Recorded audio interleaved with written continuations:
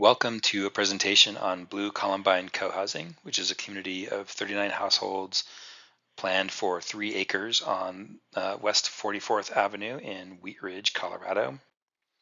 My office is Caddis Collaborative. My name is Brian Bowen, and our firm is the architect for this project. We've got a great bunch of folks. And we've got a really good consulting team, including Martin Willey from Edgemont Consulting, Jim Leach, who's kind of the godfather of co-housing in the US from Wonderland Hill Development Company, is acting as a consultant. TJ Civil is doing all the civil engineering, and Studio Campo are our landscape architects.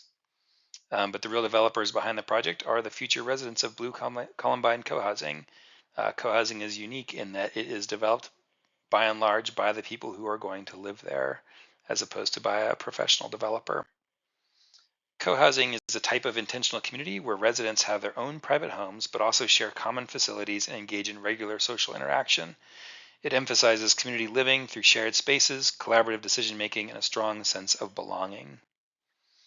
It features a participatory process where the future residents come together to either be the developers or inform the development process. And this does 2 things. It lets the community reflect who they are and what they want to be like when they move in. And it also builds community prior to move in. These projects are driven by values, not typically by profit or other motives. So as a result, the relationships that come into them and are formed through living there are of utmost importance. And to keep those relationships happy and good, balancing privacy and community is important. Having elegant forms of participation that are informed by shared values is also what makes life in co-housing pleasant. The key features are it's an intentional community, first and foremost, and at every move in the design process, you are working towards creating opportunities for casual social interaction that are positive and feel healthy. So you have your own private homes, you have your own kitchens, bathrooms, everything that is normal in a private home. But you also have extensive common facilities, including things like guest rooms, places to cook and eat together, libraries, shop spaces, play areas, swimming pools, that kind of stuff. The social benefits of co-housing have been well researched, and it's just like any other neighborhood where you have a strong level of connection with people around you. There are about 200 co-housing communities that have been completed in the US, and many are forming. And about 19 or 20 of those are in Colorado, with about 8 or 10 forming as we speak. More information is available on the co-housing website, CohoUS, cohousing.org. There's a lot of videos and information available there on what is and isn't co-housing. But really, it's all about bringing people together so they can enjoy life. Day-to-day moments, sharing meal, walking out your door and bumping into somebody you know and care about, whose name you know, and being able to have agency over your lives as time goes on. Connecting together to create opportunities for celebrations, for spontaneous parties, connecting for meals several times a week, 3 to 5 times a week typically, is super important, where people cook for each other, and then the rest of the days of the month you get to come home to a well-made meal with people you care about. Raising kids in community where they can be safe and have a higher level of agency than typical neighborhoods is also one of the key aspects of co-housing. But really, it's all about creating a good life, a day-to-day experience that's really pleasant and wonderful and meaningful and gives you a sense of purpose and a sense of connection with each other. There are a bunch of examples of this kind of community that have been built around the US. Some of these are ones that my office has worked on to show that we've got experience doing this, and it's gone really, really well. More information on each of these is available on our website or on their own communities' websites. Wild Sage is up in North Boulder. Silver Sage is across the street from that. Wild Sage and Silver Sage both share in an affordability program through the city of Boulder, income and deed restricted, 40% of the units, and at Wild Sage, 4 of those are Habitat for Humanity. Lions Valley Village is a community in Lyons that was built in sort of a pocket neighborhood format. Germantown Commons is in Nashville, Tennessee, and has been built inside a tight historic neighborhood. Heartwood Commons is in Tulsa. Treehouse Village Eco Housing is up in Nova Scotia, built on a gravel pit that is adjacent to old growth forest. And Co-Housing Houston is on the east end of town in an area of change along transit corridors. And Bozeman Co-Housing is the first co-housing community up in Montana, and that was completed earlier this year and has a sort of agri-village aspect to it. Many other of our projects benefit from the co-housing model and this idea that buildings and neighborhoods can be designed to be machines to create elegant community interactions, sort of by choreographing how people come and go and how they bump into each other. But all of our projects have benefited from this kind of thinking. Blue Columbine specifically is located on 44th Avenue. It's on the right-hand side of the screen, and north is now to the left. And it's 39 homes on about 3 acres.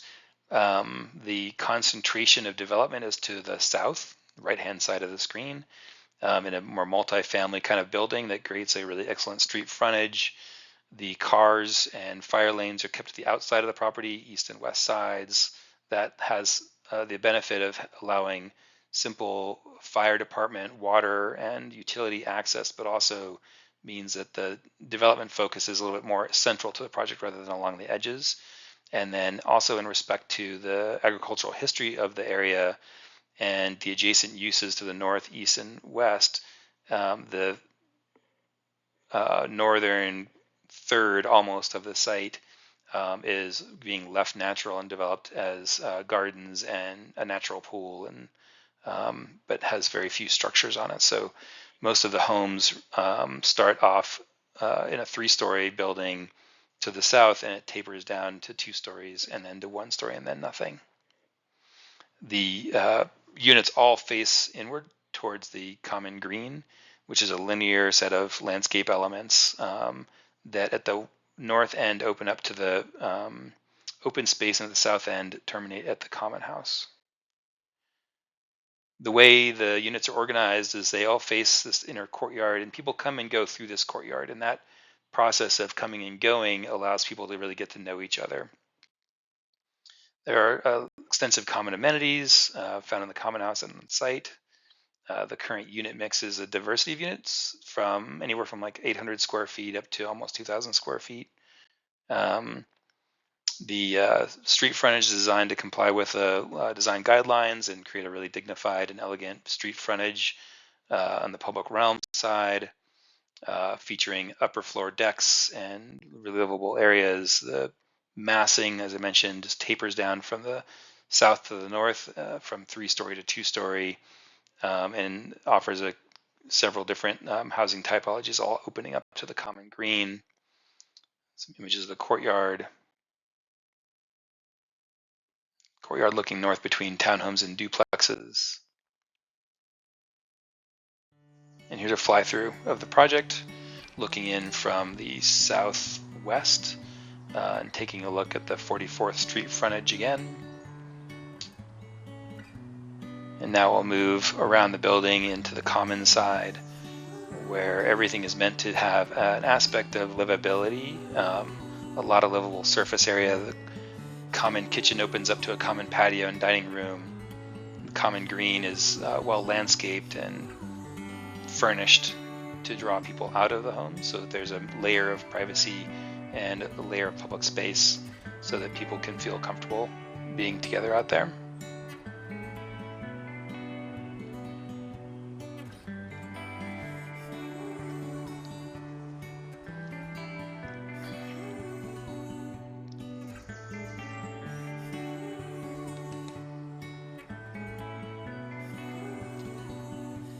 And further to the north, you see buildings like this bike barn that house bikes and offer spaces for EV car charging.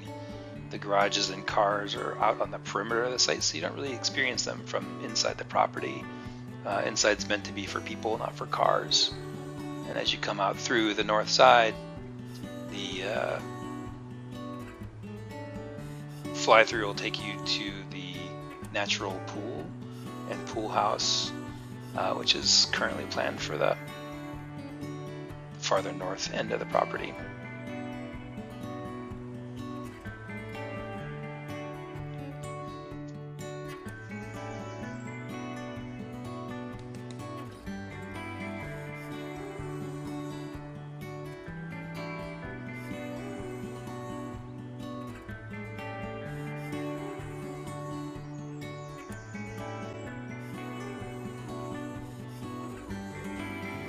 And at the farthest end of the property, there's a dog run, community gardens,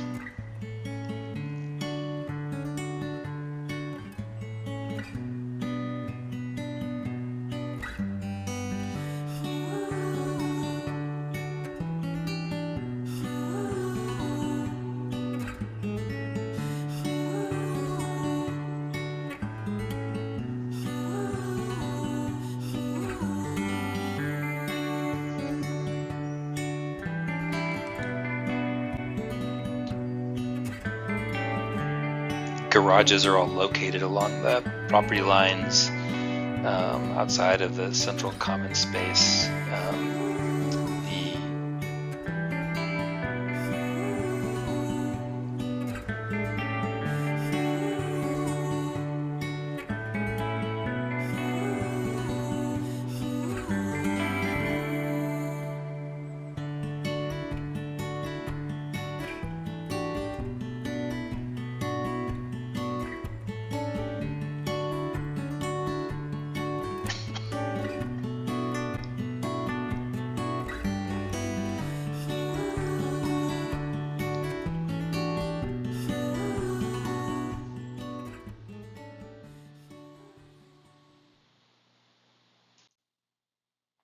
Thanks very much for your time.